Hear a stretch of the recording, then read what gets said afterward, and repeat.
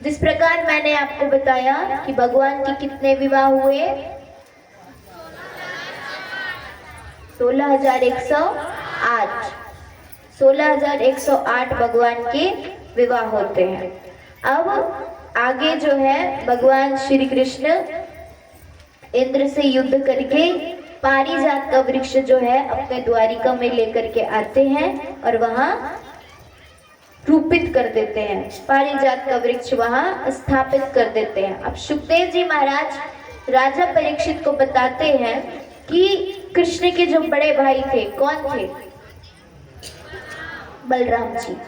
तो कृष्ण के जो बड़े भाई थे बलराम जी, उनका विवाह रैवत की पुत्री, राजा रैवत थी, उनकी पुत्री रेवती से होता है।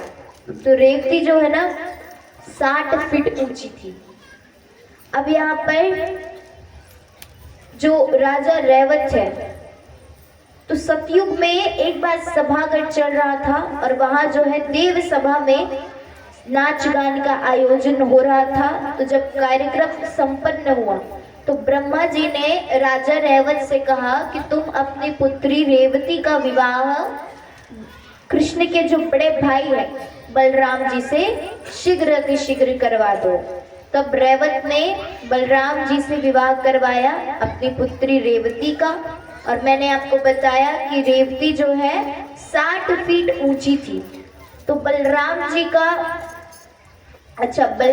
का जो हल था, तो भगवान बलराम जी ने क्या किया, अपने हल के माध्यम से रेवती के कंधे को ऐसे नीचे करके उसे अपने हाइट में ला दिया। तो रेवती मैया जो है वो छोटी हो जाती है और यहाँ पर फिर दोनों का विवाह होता है। और कुछ समय बाद जो है बलराम जी वृंदावन जाते हैं और वहाँ 2 महीने रहते हैं। और इस अवधि में उन्होंने दुष्ट द्विविध वानर को भी दंड दिया था। अब कुछ समय पश्चात जो दुर्योधन की पुत्री थी जिसका नाम था लक्ष्मणा। अब देखिए इधर थोड़ा सा ना महाभारत के भी प्रसंग आते हैं। तो अभी तक के जितना हमने श्रवण किया वो भगवान की लीला श्रवण की हमने, तो बहुत अच्छा लग रहा था। और अभी इधर थोड़े महाभारत के प्रसंग आते हैं, तो अगर आप इन्हें ध्यान से सुनेंगे तो समझ में आएगा, और अगर आपने ध्यान इधर उधर किया तो नहीं समझ में आएगा। जिस प्रकार से हम भगवान की लीला श्रवण करते थे तो वो हमें बहुत अच्छे लगते थे। मैं जानती हूँ कि ये सब प्रसंग आपको थोड़े अच्छे नहीं लगेंगे क्योंकि इसमें भगवान की लीलाएं नहीं है, ज्यादातर तो महाभारत की प्रसंग है। तो अब यहाँ पर दुर्योधन की पुत्री का नाम था लक्ष्मणा। अब लक्ष्मणा जो है मन ही मन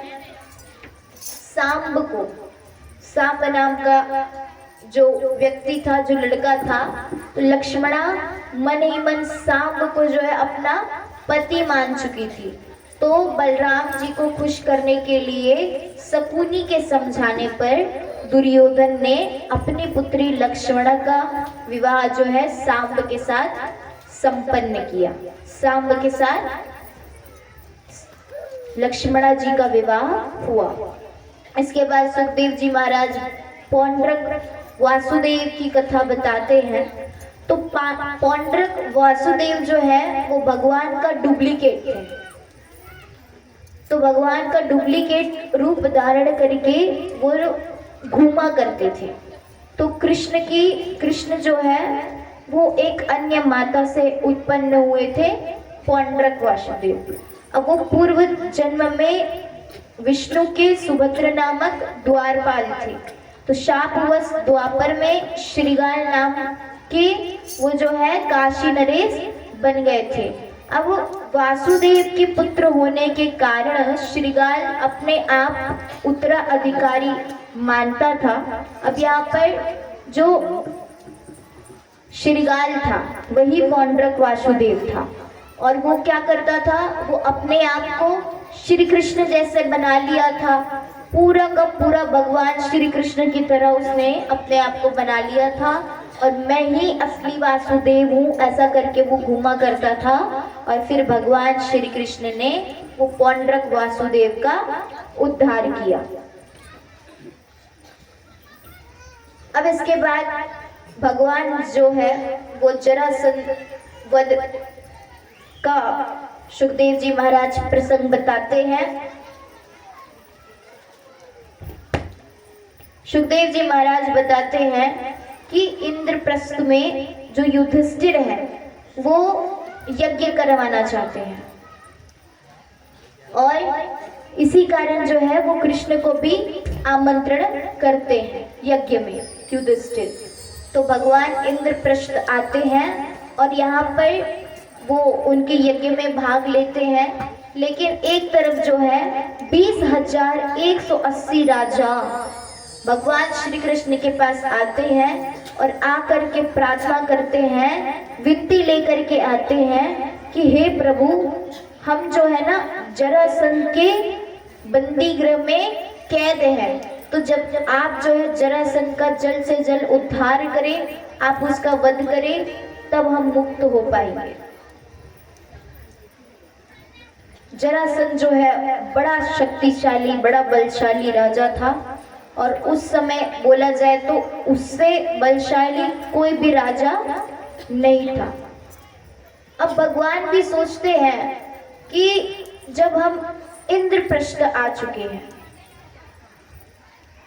और जरासंध के राजाओं ने, जो भी राजा कैद थे, उन्होंने भी विनती किया है, तो प्रभु सोचते हैं कि जब इंद्रप्रस्थ आ चुके हैं तो सबसे पहले जरासंध का ही उद्धार करवाते हैं। किससे?